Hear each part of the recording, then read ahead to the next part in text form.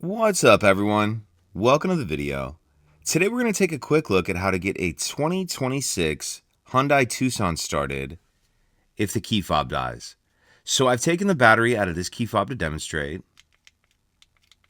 As you can see, none of the buttons are working. If I try to start the Tucson as I normally would, it's not going to start, and I'm going to get this message on the dash saying press start button with the key. So what I'm going to do is grab my key, and we're going to use the top of it to press the stop start button. So press the brake in like normal, come over here, press the stop start button like that.